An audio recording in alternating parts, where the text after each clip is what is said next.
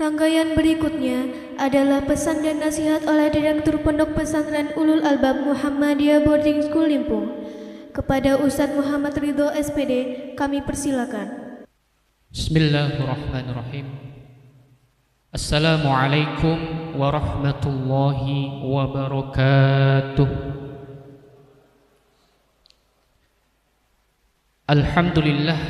Alhamdulillahilladzi bi ni'matihi tatimmus shalihat. Allahumma salli wa sallim wa barik ala nabiyyina Muhammadin wa ala alihi wa sahbihi ajma'in. Amma ba'd. Yang kami hormati pimpinan cabang Muhammadiyah Limpung segenap jajarannya, yang kami hormati pimpinan cabang Aisyah Limpung beserta segenap jajarannya, yang kami hormati Ustadz Ihsanuddin SPD selaku Kepala Sekolah SMP MBS Limpung, yang kami muliakan segenap Dewan Asatidz wal Ustadzat MBS Limpung, yang kami hormati Bapak Ibu tamu undangan, kemudian yang kami banggakan seluruh santriwan dan santriwati, khususnya santriwan dan santriwati kelas 9. Yang pertama, mari kita mengucapkan rasa syukur kita kepada Allah Subhanahu wa Ta'ala atas genap limpahan nikmat serta karunia yang telah Allah limpahkan kepada kita. Tanpa nikmat yang Allah berikan kepada kita, tentu kita tidak akan bisa apa-apa. Kemudian salawat beriring salam mari kita haturkan kepada Nabi Muhammad sallallahu alaihi wasallam. Semoga terlimpah kepada keluarga beliau, para sahabat, dan semoga terlimpah kepada kita semua selaku umatnya. Baik, pada kesempatan kali ini kami ingin memberikan sebuah nasihat kepada hadirin semuanya, wabil khusus santriwan dan santriwati kelas 9 yang hari ini akan diwisuda. Maka mohon untuk santriwan dan santriwati kelas 9, mohon ketika Ustadz akan menyampaikan pesan dan nasihat, tolong diperhatikan, tolong didalami, sehingga nanti pesan yang akan saya sampaikan bisa menjadi ilmu yang bermanfaat. Baik, santriwan dan santriwati sekalian yang kami hormati, yang kami banggakan, suatu hari Rasulullah itu sedang berkumpul dengan para sahabatnya.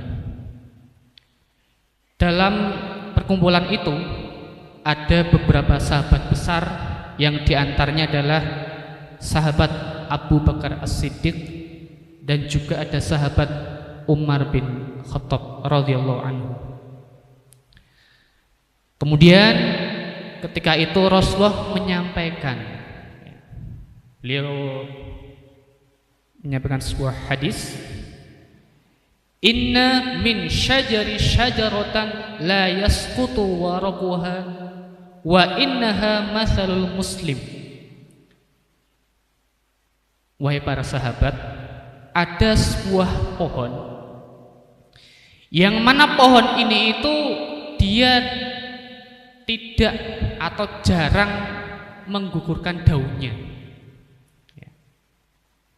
dan pohon ini itu serupa atau mirip dengan karakter seorang muslim.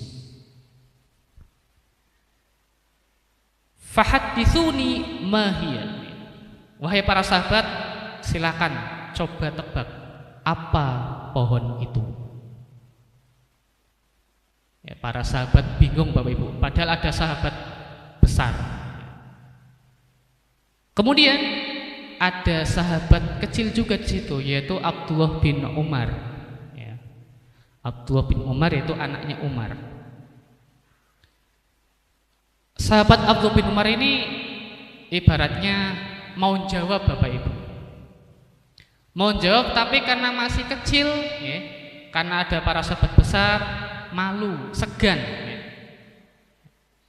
Jadi sahabat Abdullah ini, wah ini kayaknya pohon kurma, tapi cuman batin, ya, cuman batin. Mau jawab nggak enak karena ada para tokoh-tokoh besar. Kemudian beliau sahabat ini mengatakan, qala Abdullah wa waqa'a fi nafsi annaha nahlah fastahyaitu. Tsumma qalu hadithna ma hiya ya Rasulullah. Karena tidak ada yang menjawab para sahabat waktu itu, mereka bertanya, ma hiya ya Rasulullah? Qala hiya nahlah.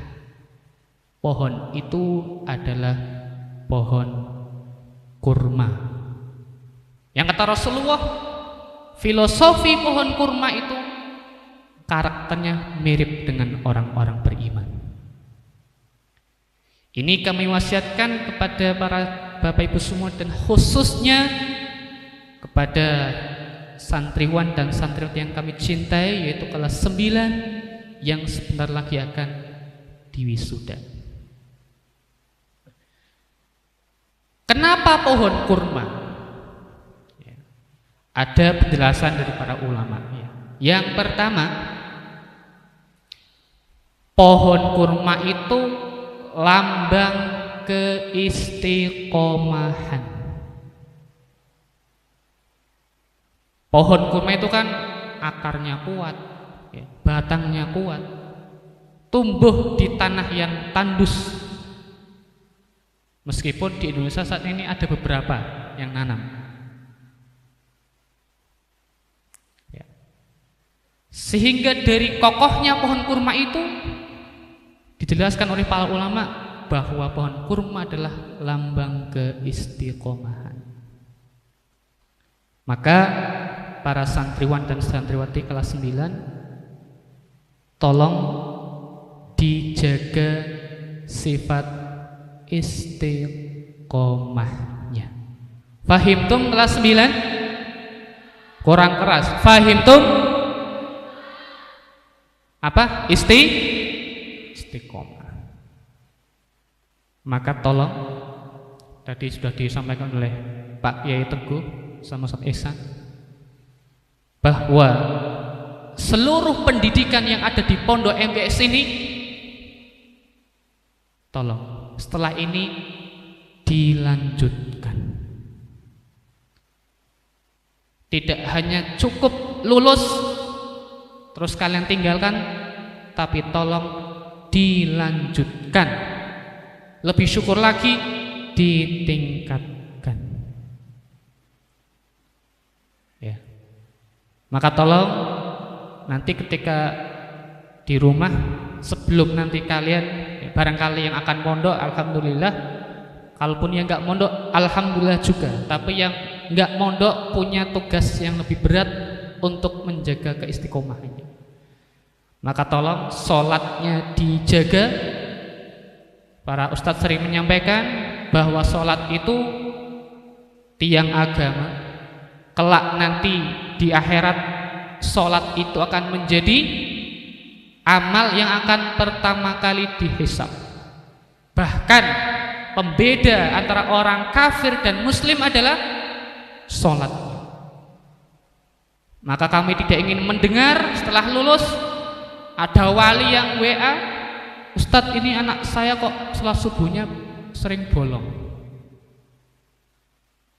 Kami tidak ingin mendengar berita seperti itu. Tolong dijaga. Termasuk Qur'annya. Tolong Quran itu dijaga. Jangan sampai kita seperti umat yang dikeluhkan Nabi dalam surah Al-Furqan ayat 30. Ya qaumi inna takhudhu Qur'anal mahjura.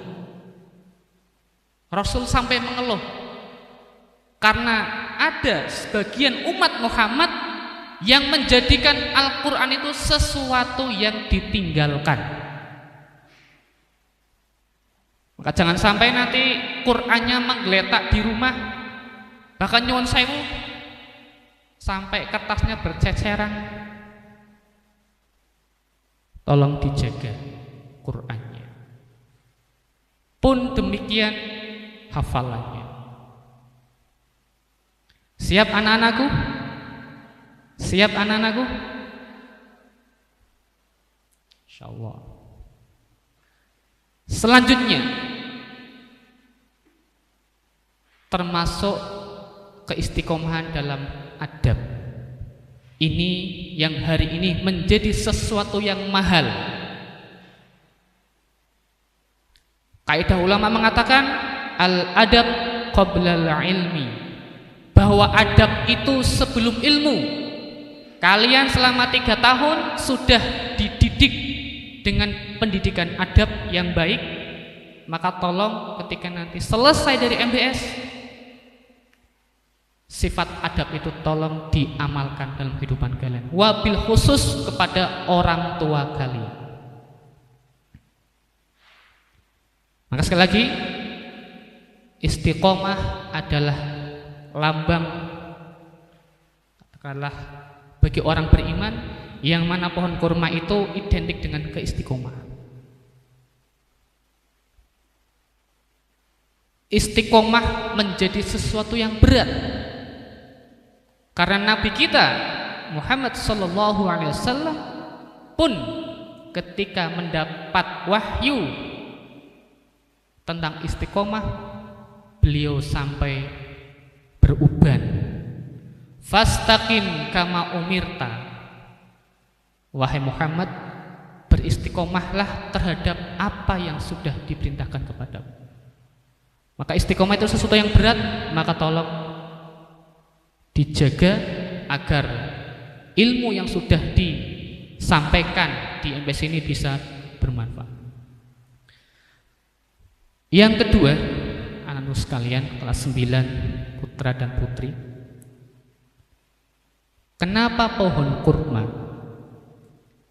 Pohon kurma adalah lambang kebermanfaatan. Pohon kurma adalah lambang kebermanfaatan. Dari akarnya, batangnya, buahnya, apalagi daunnya, semuanya bernilai manfaat. Anak-anak sekalian, kalau boleh jujur dari diri kami pribadi, kami nggak memaksa anak MBS itu jadi dokter nantinya. Kami nggak harus berharap anak kami jadi ASN. Kami nggak berharap, artinya nggak berharap sekali ya, nanti jadi insinyur atau apa. Tapi ada jauh yang lebih penting, yaitu kebermanfaatan. Inilah kata Nabi, khairun nasi anfa'uhum linnas. Kalau kalian ingin menjadi orang yang terbaik, khairun nas,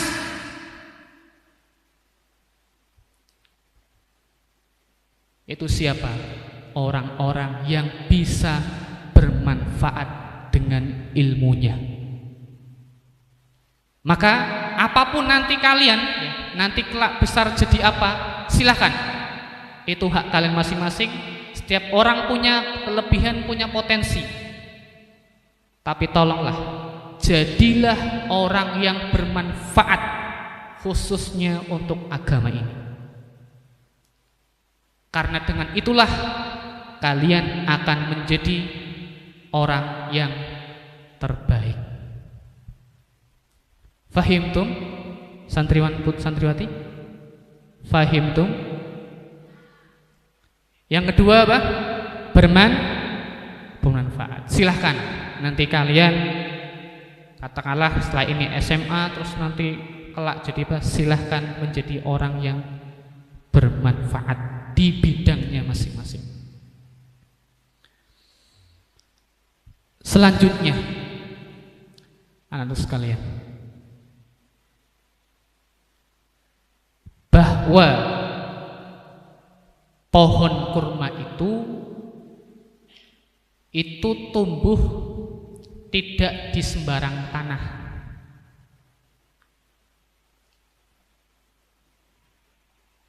Pun demikian karakter orang beriman.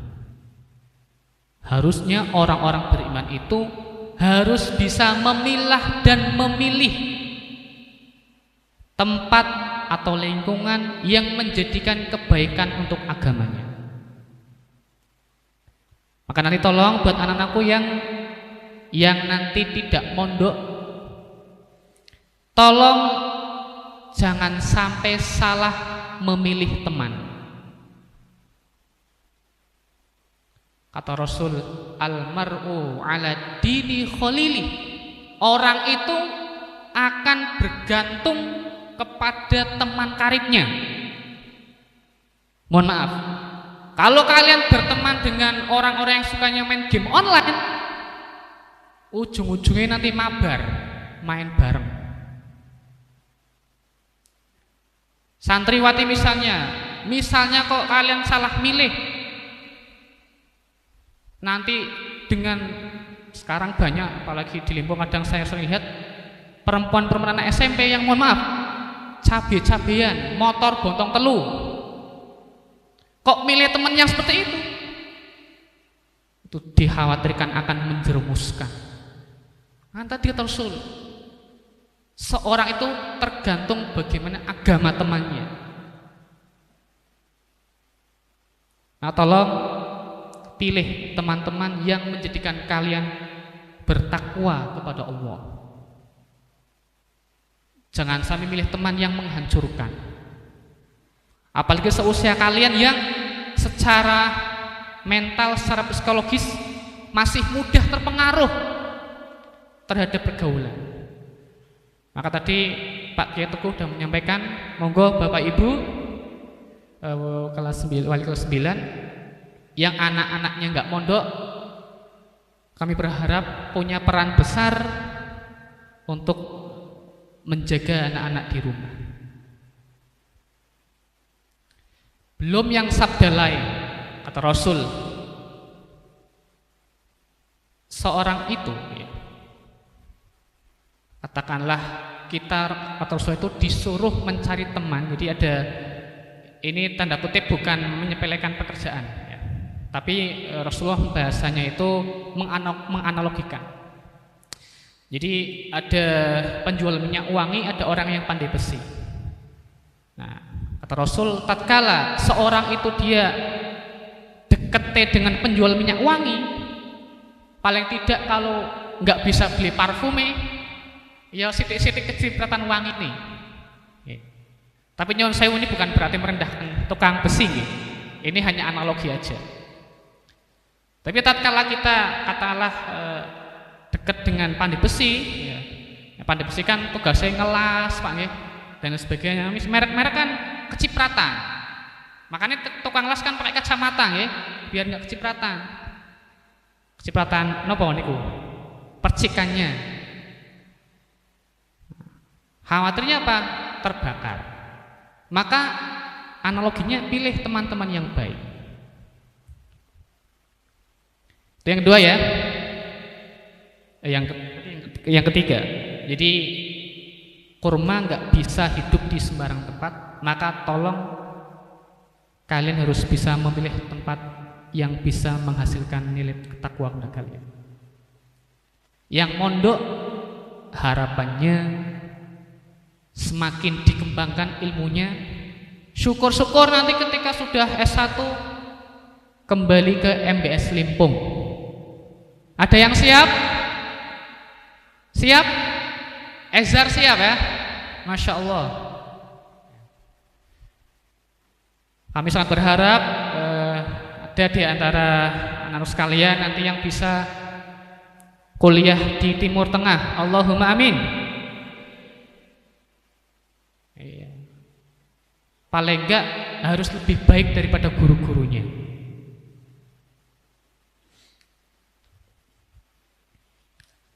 5 menit lagi biar nggak terlalu lama. Kemudian yang terakhir barangkali Bapak Ibu, bahwa pohon kurma itu perlu dijaga oleh pemiliknya, juga terkadang perlu disirami. Meskipun pohon kurma itu sebenarnya kuat tahan air, tapi kadang perlu disirami. Maka filosofinya buat santriwan-santriwati kelas 9, iman kita pun perlu dijaga dan perlu disirami.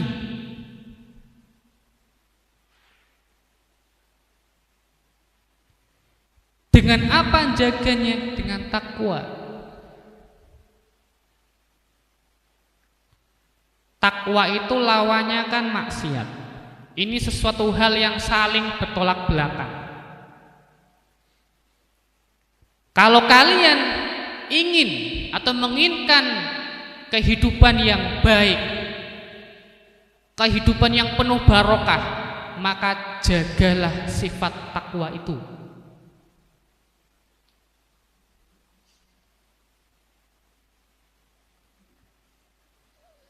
Sebaliknya,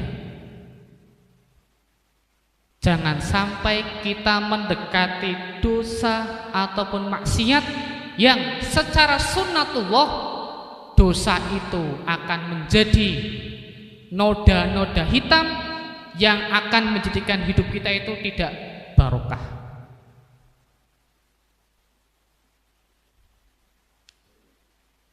Kemudian anak sekalian, tolong sirami hati kita itu dengan cahaya Quran dan sunnah yang sudah kalian dapatkan di sini. Dan tolong, ini yang paling ngeri, golongan ini dicela oleh Nabi. Ada golongan yang mereka itu rajin membaca Quran sampai berjuz-juz, bahkan hafal 30 juz. Tapi kata Nabi, golongan ini hanya mampu menyalurkan Quran hanya di kerongkongan mereka. Artinya apa? Qurannya itu tidak membekas. Ini umat yang dicela Nabi. Tadi disampaikan oleh Ustadz Ihsan. Coba, pantas enggak hafidhoh itu pakaiannya ketat? Anak putri, pantas enggak? Mosok hafidhoh pakainya ketat, ya kan?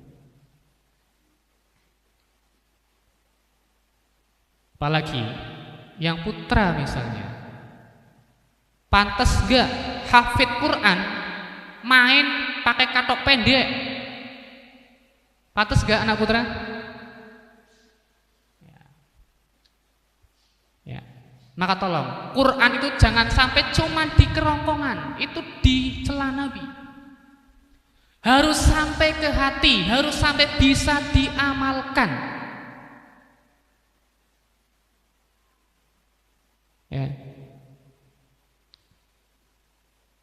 Maka ketika di rumah ahli Quran itu ya dengan orang tua harus birrul walidain. Tadi ayatnya dibaca sama qori'nya. Jangan sampai kalian nanti ketika di rumah mengatakan kalimat diperintah wong tua atau engkau mak, itu enggak sejalan dengan ahli Quran. Ya. Maka tolong anak sekalian, ini yang paling penting, Quran yang kalian baca, Quran yang kalian hafal, tolong harus bisa masuk ke hati dan harus bisa diamalkan. Itulah yang kata Rasulullah disebut ahlullah wa khosotuh. Ahli Quran adalah orang yang keluarganya Allah, keluarga spesialnya Allah, yang mana mereka mampu membaca, menghafal, dan mengamalkan Al-Quran dalam kehidupan. Kemudian pesan buat Bapak Ibu, setelah wisuda ini, santriwan santriwati kelas 9 kami pasrahkan ke panjenengan kembali. Monggo segala nilai-nilai pendidikan yang sudah didapat di MBS jenengan lanjutkan. Mudah-mudahan putra putri panjenengan bisa menjadi qurrata a'yun, yang menjadi penyejuk mata buat orang tuanya. Kemudian kami atas nama Pondok Pesantren Muhammadiyah Boarding School Limpung mengucapkan terima kasih kepada Bapak Ibu Wali Santri kelas 9 yang sudah memberikan kepada kami kepercayaan, sudah menitipkan di MBS selama 3 tahun, yang tentu dalam proses perjalanannya itu enggak mudah. Mungkin ada dulu ketika kelas 7 nangis, ada yang enggak betah dan lain sebagainya, sehingga alhamdulillah proses 3 tahun itu sudah dilalui. Itu bagian dari dinamika yang ada. Sekali lagi kami ingin mengucapkan terima kasih yang sebanyak-banyaknya. Kemudian kami juga ingin memohon maaf bila mana dalam proses pendidikan kami, bimbingan kami kepada putra-putri panjenengan terdapat kekhilafan ataupun hal-hal yang kurang berkenan. Sekali lagi atas nama pondok kami mohon maaf yang sebesar-besarnya. Insya Allah dimaafkan ya Bapak Ibu nggih. Alhamdulillah. Barangkali demikian Bapak Ibu pesan dan nasihat yang kami sampaikan. Secara umum pesan ini kami sampaikan ke kita semua, akan tetapi secara khusus pesan ini kami sampaikan ke santriwan santriwati kelas 9 yang sebentar lagi akan melakukan proses wisuda. Mudah-mudahan kita semua yang ada di sini bisa menjadi orang-orang yang istiqomah, dan mudah-mudahan kita semua termasuk menjadi orang yang terbaik, yang mana kita bisa memberikan hasil atau memberikan dampak kebermanfaatan untuk umat Islam. Allahumma amin. Demikian, apabila ada kekurangan dalam penyampaian kami mohon maaf yang sebanyak-banyaknya. Akhirul kalam, billahi taufiq wa hidayah. Assalamualaikum warahmatullahi wabarakatuh.